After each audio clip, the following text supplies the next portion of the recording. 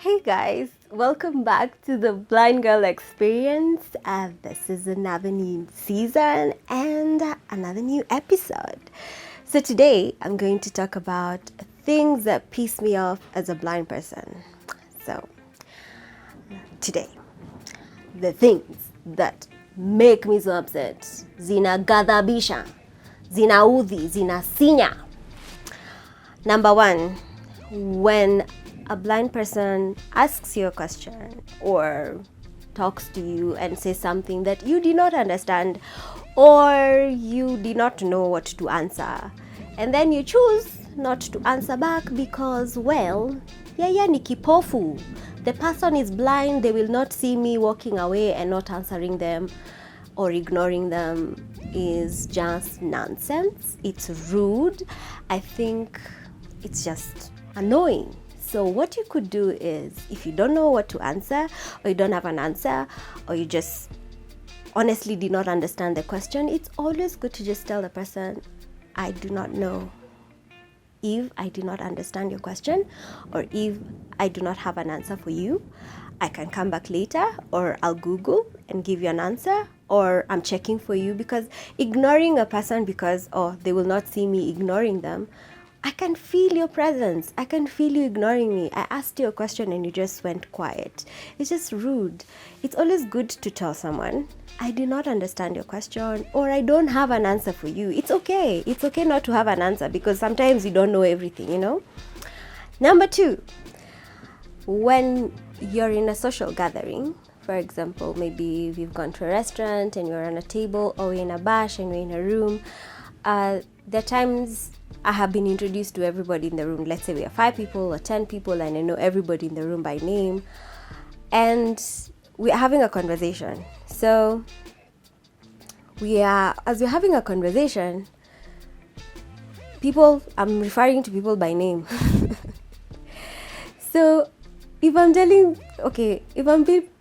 people a story and someone decides to leave the room and they don't tell you they've left the room, you look like a fool. You look like a fool because they didn't tell you they're leaving the room. They didn't tell you, oh yeah, excuse me, Eve, I'm leaving, or I'm leaving for a few minutes, I'll be back.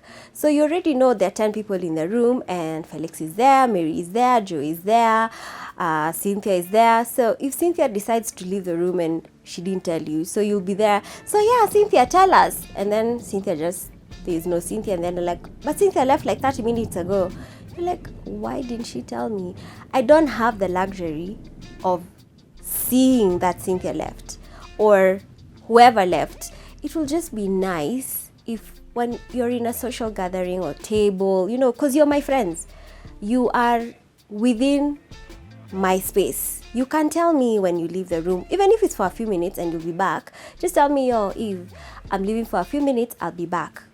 Tell me your name. Because sometimes we are many, so if you don't tell me it's Joe, I'm leaving the room for a few minutes, I'll be back, at least I know, Joe has left the room for a few minutes.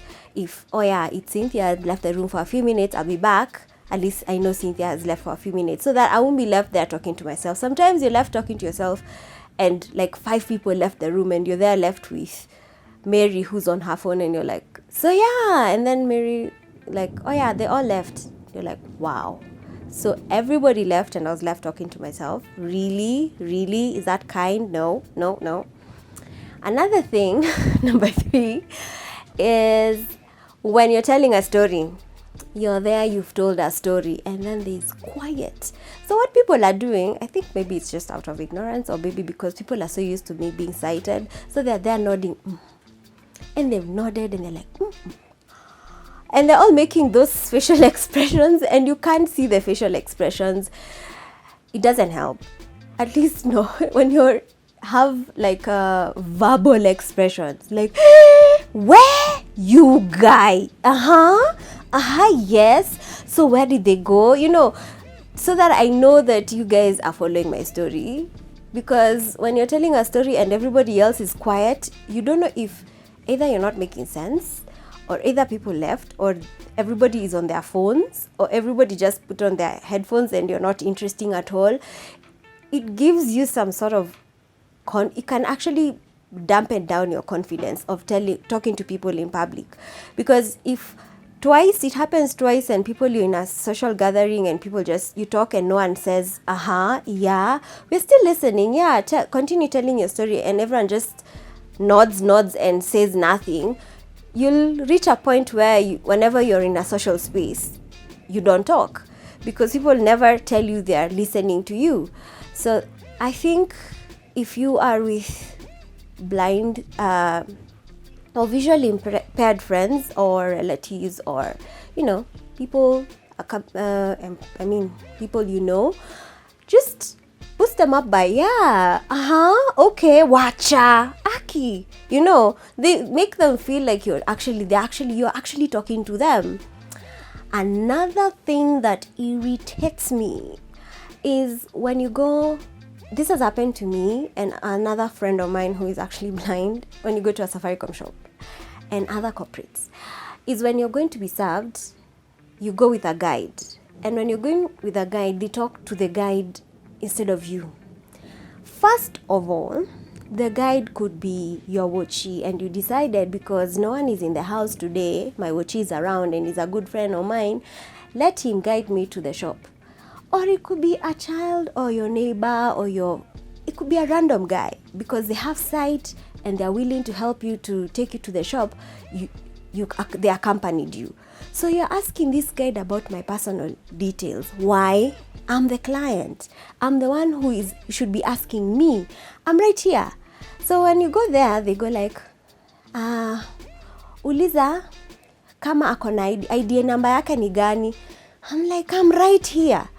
Ask me, what's my ID number? Why are you asking the guide? It feels like someone just decides because you're blind, you're not worthy of being asked. My brain is working properly. I am the one who brought myself here. It's just that I don't have sight, but please treat me as your client. It is not the person who has brought me. The guide is just my guide. If you need to give me some private space, sometimes you could be, like I said, you could have called your wochi, and then they ask you those personal questions. You've transacted with M-Pesa, last credit ulinunua change yako kwa M-Pesa, and you're like, oh my God, should I be telling these stories right here in public like this? And they believe that the person who has brought you should be someone who's close to you. No, you just need someone who needs you. You need a guide. Not every day, not every time that you have somebody who is close to you to bring you to the shops or to wherever you need to go to. Even in restaurants, when you're going for a date, I could have met that guy just the other day. Why would you come to the restaurant and then you decide that when I'm at the restaurant, what does she want to eat? Ask me. I'm the one who's ordering for the food. Why are you asking my date? Or what does she want to drink? Ask me. I'm the one who wants to drink it. Why do you decide that the person who's blind does not have right to ask? Why do you decide that the person who's blind does not have the right to choose for themselves? It is just wrong and rude. Then the fifth one, something that bothers me a lot, is the fact that I cannot transact with my Visa card. I don't know what the banks are trying. It's just annoying. It's just really, really annoying. And now it puts me at risk. Every time I go to transact, either in a supermarket, anywhere, restaurant, shop, whatever, I cannot transact with my Visa card, because whenever I am with somebody, I have to ask the somebody and I give them my PIN to transact for me, because the machine doesn't give you enough time to start guessworking. You see, if you're using your phone, the keyboard on your phone talks back to me. It tells me 5, it tells me 2, at least I know what I'm pressing. But the machine on that thing, the one that you slip in your Visa card, it doesn't talk to you, so you don't know what buttons you're pressing. You're just guessworking your way on that machine, and it's just so frustrating. You're just there thinking, and before you guess what you're doing, it already releases a receipt and tells you, oh yeah, you have to start again. And if you go there, if you go to any place to do these transactions, sometimes you're not with a trusted friend. You can't keep giving your PIN to different people. We are all individuals. Even us blind people want to transact. We also want to do our own personal shopping, our own personal transactions. We don't have to keep giving our PINs to other people to shop for us. Give us our freedom. Give us our freedom and our independence back. Banks, you need to do something about it. I wrote a thread on it, and Cooperative Bank have not gotten back to me on that.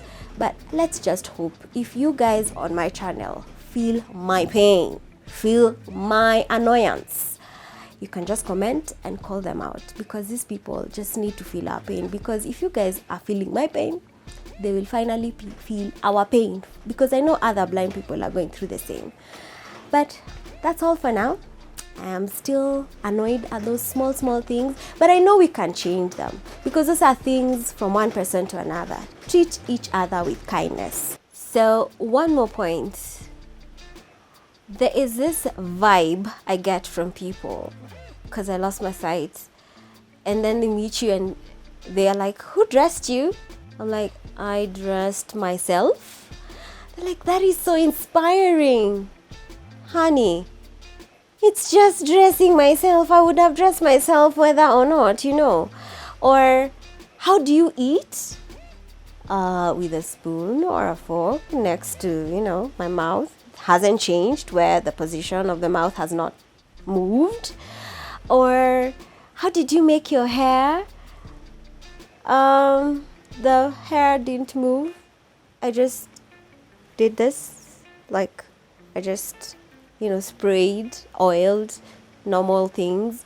There's nothing out of this world about being blind. We're just ordinary people without sight.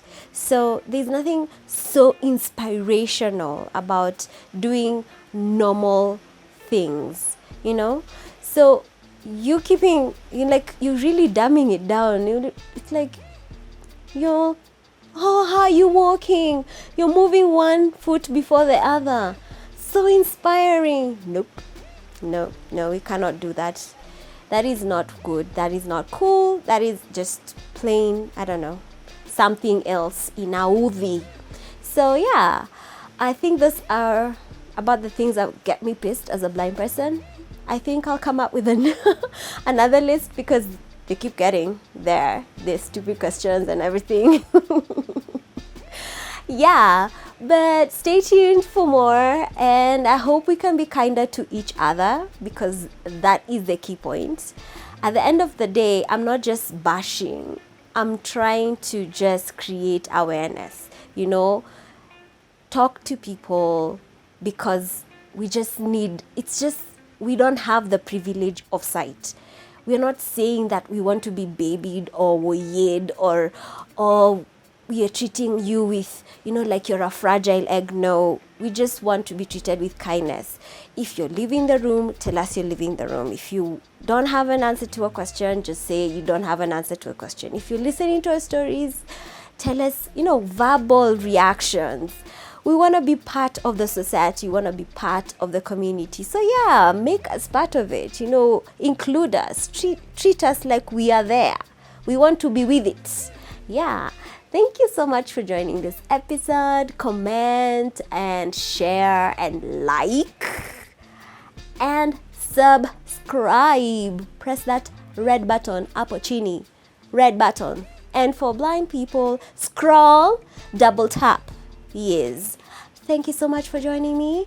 Until next time, bye.